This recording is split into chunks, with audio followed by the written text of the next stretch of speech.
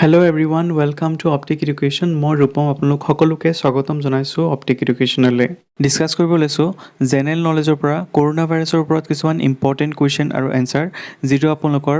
BEd entrance DLED pre entry test Assam TET তাৰ লগতে বাকী যিবিলাক কম্পিটিটিভ এক্সাম আছে তাৰ কাৰণে ইম্পৰ্টেণ্ট হ'ব আৰু এই কুৱেশ্যনখিনি মানে আপোনালোকৰ প্ৰতিটো এক্সামতে দেখা পোৱাৰ সম্ভাৱনা আছে কিয়নো এইটো এটা কাৰেণ্ট ইছ্যু হৈ আছে আৰু বহুত মেজৰ ইছ্যু হয় গতিকে ইয়াৰ পৰা এটা দুটা কুৱেশ্যন থাকিব পাৰে গতিকে এই ভিডিঅ'টো প্ৰথমৰ পৰা শেষলৈকে ভালকৈ চাব যাতে আপুনি ইয়াৰ কোনো ডিটেইলছ ইনফৰমেশ্যন মিছ নকৰে আজি প্ৰথম কুৱেশ্যনটো চাওক কি কৈছে what does the 19 in COVID-19 refers to তাৰ মানে COVID-19ৰ 19এ কি বুজায় ইয়াৰ অপশ্যনকেইটা হৈছে there are a 19 variants of the corona ভাইৰাছৰ 19টা প্ৰকাৰ আছে নেক্সট হৈছে there are 19 symptoms of corona virus disease তাৰ মানে কৰোণা ভাইৰাছ ৰোগৰ 19টা লক্ষণ আছে নেক্সট হৈছে this is the 19th corona virus pandemic তাৰ মানে এয়া হৈছে 19তম কৰোণা ভাইৰাছ মহামাৰী আৰু অপশ্যন ডি হৈছে the corona virus and the disease is causes were identified in 2019 তাৰ মানে কৰোণা ভাইৰাছ আৰু ইয়াৰ ফলত হোৱা ৰোগটো 2019 চনত চিনাক্ত কৰা হৈছিল গতিকে ইয়াৰ শুদ্ধ উত্তৰটো হৈছে option D that is the corona virus and the disease 8 causes were identified in 2019 তাৰ মানে কৰোণা ভাইৰাছ আৰু ইয়াৰ ফলত হোৱা ৰোগটো 2019 চনত চিনাক্ত কৰা হৈছিল নেক্সট কুৱেশ্যনটো চাওক কি কৈছে ট্ৰু অৰ ফল্ছ তাৰ মানে সঁচা বা মিছা চ' উক্তিটো হৈছে there is more than one corona virus একাধিক কৰোণা ভাইৰাছ আছে চ' ইয়াৰ উত্তৰটো কি হ'ব অপশ্যন এ হৈছে ট্ৰু আৰু অপশ্যন বি হৈছে falls So your correct answer is option A, that is true, hosa. There are hundreds of coronavirus and some of them cause diseases in humans such as mild cold and more serious illness or death. তাৰ মানে corona virus আছে আৰু তাৰে কিছুমান মানুহৰ ক্ষেত্ৰত ৰোগ সৃষ্টি কৰে যেনে মৃদু চৰ্দি আৰু অধিক গুৰুতৰ হোৱা ৰোগ বা মৃত্যু SARS-CoV-2 coronavirus along with those that causes SARS and MERS are examples of coronaviruses that can cause serious illness in people. তাৰ মানে SARS-CoV-2 coronavirus আৰু SARS আৰু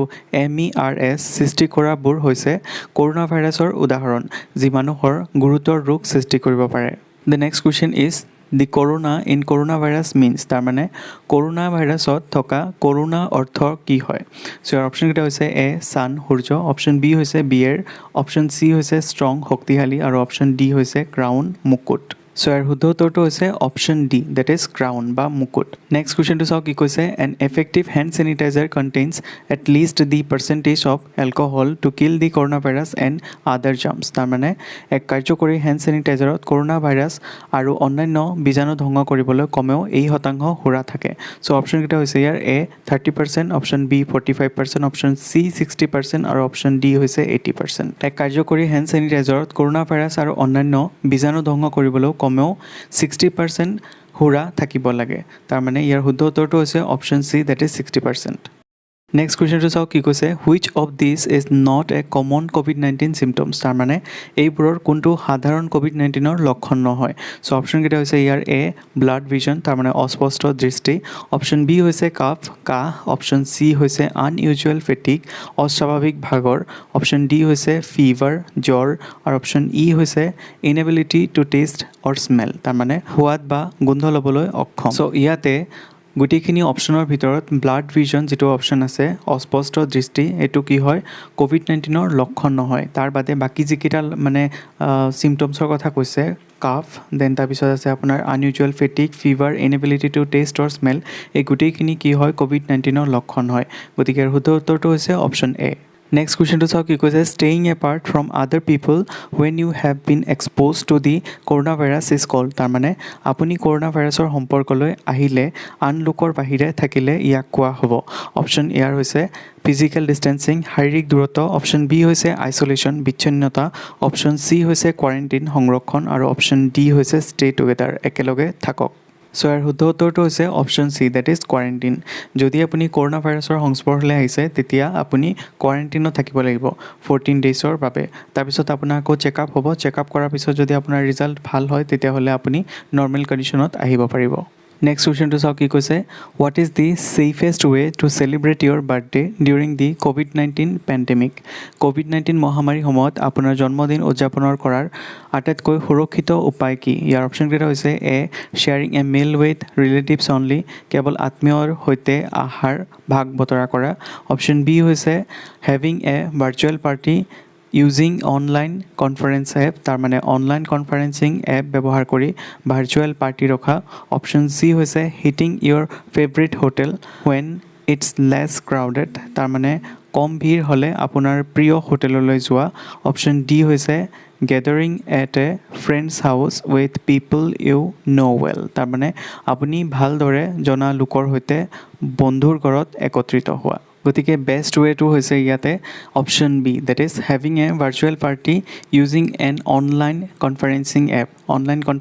এপ ব্যৱহাৰ কৰি এটা ভাৰ্চুৱেল পাৰ্টি ৰখা আৰু সেইটোৱে হৈছে ইয়াৰ মানে বেষ্ট উপায় আপুনি ক'ভিড-19ত যদি বাৰ্থডে চেলিব্ৰেট কৰিব বিচাৰে তেতিয়াহ'লে এনেকৈ চেলিব্ৰেট কৰিব পাৰিব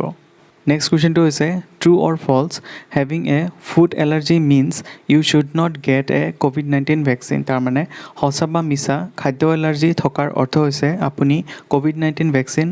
এটা লোৱা উচিত নহয় চ' এই উক্তিটো সঁচা হয় নে মিছা হয় ফুড এলাৰ্জিটো নৰ্মেল কণ্ডিশ্যনত থাকিলে তেতিয়া ক'ভিড-19 ভেকচিন দিয়া হয় আনহাতে যদি ফুড এলাৰ্জি কণ্ডিশ্যনটো যদি ক্ৰিটিকেল হয় বা যদি মানে ছিৰিয়াছ ইছ্যু হৈ থাকে তেতিয়াহ'লে ক'ভিড-19 ভেকচিন দিয়া নহয় চ' এই কুৱেশ্যনটোত কোনো ধৰণৰ মানে ছিৰিয়াছলি কথাটো মেনশ্যন কৰা নাই গতিকে ইয়াৰ শুদ্ধ উত্তৰটো হ'ব option B that is false next কুৱেশ্যনটো চাওক কি কৈছে in India when did the second phase of ক'ভিড-19 ভেকচিনেশ্যন ষ্টাৰ্ট তাৰমানে ভাৰতত ক'ভিড-19 টীকাকৰণ দ্বিতীয় পৰ্যায় কেতিয়া আৰম্ভ কৰা হৈছিল চ' ইয়াৰ অপশ্যনকেইটা হৈছে এ ডিচেম্বৰ 2020 অপশ্যন বি জানুৱাৰী 2021 অপশ্যন চি ফেব্ৰুৱাৰী 2021 আৰু অপশ্যন ডি হৈছে মাৰ্চ 2021 So, our শুদ্ধ উত্তৰটো হৈছে option D on 1st March 2021 this second phase of vaccination started in India that allows all Indians above the age of 60 and Indians between the age of 45 and 59 to be vaccinated 1 March 2021 তাৰিখে ভাৰতত দ্বিতীয় পৰ্যায়ৰ টীকাকৰণ আৰম্ভ হৈছিল যিয়ে 60 বছৰ অধিক বয়সৰ সকলো ভাৰতীয় আৰু 45ৰ পৰা 59 বছৰ বয়সৰ ভাৰতীয়সকলক টীকাকৰণ কৰিবলৈ অনুমতি দিয়ে আজি লাষ্ট কুৱেশ্যনটো চাওক কি কৈছে how many countries areas or territories are suffering from novel corona virus outbreaks in the world পৃথিৱীত কিমানখন দেশ অঞ্চল কৰোণা ভাইৰাছৰ প্ৰাদুৰ্ভাৱত ভুগি আছে চ' অপশ্যনকেইটা হৈছে এ মোৰ দেন 50 50তকৈ অধিক অপশ্যন বি হৈছে মোৰ দেন 100 100তকৈ অধিক অপশ্যন চি হৈছে মোৰ দেন 150 150তকৈ অধিক আৰু অপশ্যন ডি হৈছে মোৰ দেন 200 200তকৈ অধিক পৃথিৱীৰ প্ৰায় সমগ্ৰ দেশতে কৰোণা ভাইৰাছৰ প্ৰাদুৰ্ভাৱ দেখা পোৱা গৈছে গতিকে ইয়াৰ শুদ্ধ উত্তৰটো হ'ব option D that is more than 200 so' আজিৰ ডিছকাশ্যন ইমানখিনি আছিলে আশা কৰোঁ আপোনালোকে ইয়াৰ পৰা নিশ্চয়কৈ উপকৃত হ'ব আপোনালোকৰ এটা লাইক এটা ছাবস্ক্ৰিপশ্যনে বহুত বেছি মটিভেট কৰে আমাক আপোনালোকৰ বাবে কাম কৰিবলৈ চ' প্লিজ আপোনালোকে ছাপোৰ্ট কৰিব আপোনালোকৰ ছাপোৰ্টৰ বহুত প্ৰয়োজন আমাক ভিডিঅ'ৰ PDF সমূহ আপোনালোকে আমাৰ টেলিগ্ৰাম চেনেলত পাই যাব আৰু তাৰ লগতে আপোনালোকে জইন হ'ব পাৰে আমাৰ ফেচবুক গ্ৰুপ আৰু ইনষ্টাগ্ৰামত যদি আপোনালোকৰ ভিডিঅ'টো ভাল লাগিছে লাইক কৰিব কমেণ্ট কৰিব আপোনাৰ ফ্ৰেণ্ডছৰ লগত শ্বেয়াৰ কৰিব আৰু আমাৰ চেনেলটো ছাবস্ক্ৰাইব কৰিব